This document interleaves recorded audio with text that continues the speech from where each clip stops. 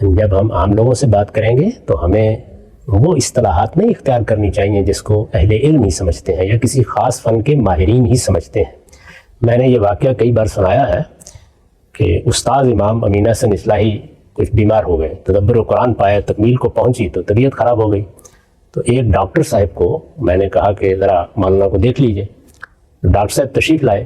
Doctor حضرات کو بھی آپ دیکھیے، ان کو بھی یہ مرض لاحق ہو جاتا ہے۔ ہر علم اور ہر فن بعض اوقات حیضہ بن جاتا ہے، آدمی بیماری میں مبتلا ہو جاتا ہے۔ بارہا میں نے دیکھا ہے کہ ڈاکٹر صاحب تشخیص بیان کر رہے ہیں اور بے تکلف اصطلاحات بولتے چلے جا رہے ہیں، یہ دیکھے بغیر کہ سامنے کا آدمی اس کو سمجھتے بھی نہیں سمجھتا۔ تو ڈاکٹر صاحب آ کے بیٹھ گئے، انہوں نے مولانا سے وہی سوال کیا تھوڑا سا معائنہ کرنے کے بعد کہ کیا معاملہ ہوا۔